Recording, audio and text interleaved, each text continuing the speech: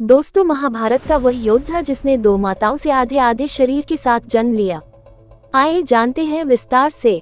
महाभारत के युद्ध में जरासंध एक ऐसा योद्धा था जो न केवल श्री कृष्ण का बहुत बड़ा शत्रु था, बल्कि उसे मारना भी बहुत कठिन था। उसकी असंभव सी लगने वाली मृत्यु का मुख्य कारण उसके जन्म का रहस्य था, जिसे बाद में श्री कृष्ण ने उजागर किया।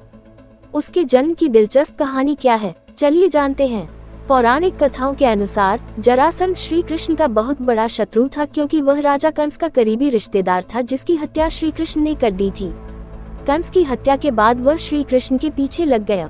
जरासंध मगध का राजा था, जो कि अभी बिहार कहलाता है।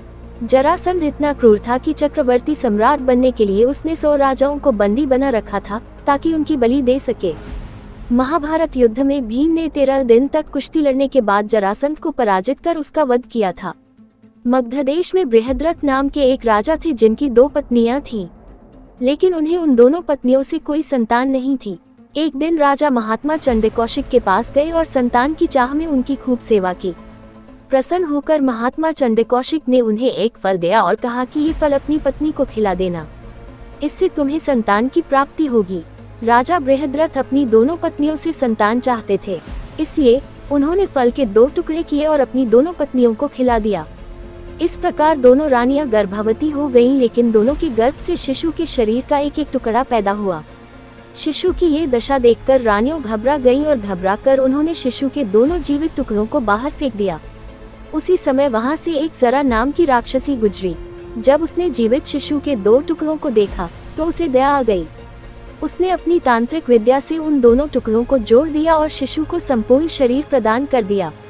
सामान्य रूप में आते ही शिशु जोर जोर से रोने लगा। जब दोनों रानियां ने बालक की रोने की आवाज सुनी तो वो दोनों बाहर निकली। शिशु को पूर्ण रूपेण सामान्य और स्वस्थ देखकर उन्होंने बालक को गोद में ले लिया। तभी राजा बृहद्रथ भी वहां आ गए और उन्होंने उस राक्षसी से उसका परिचय पूछा। राक्षसी ने राजा को सारी बात सच सच बता दी। राजा बहुत खुश हुए और उन्होंने उस बालक का नाम जरासंध रख दिया।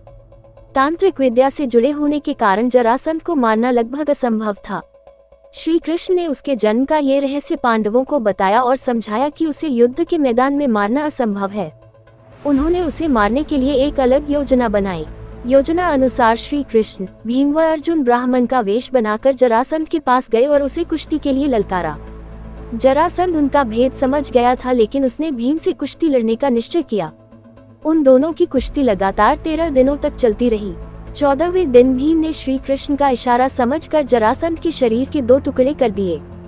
जरासंध का वध करने के बाद भगवान श्री कृष्ण ने उन सभी राजाओं को मुक्त कर दिया जो उसकी कैद में थे। जरासंध की मृत्यु के पश्चात भगवान श्री कृष्ण ने जरासंध के पुत्र सहदेव को अभयदान देकर मगध का राजा बना दिया।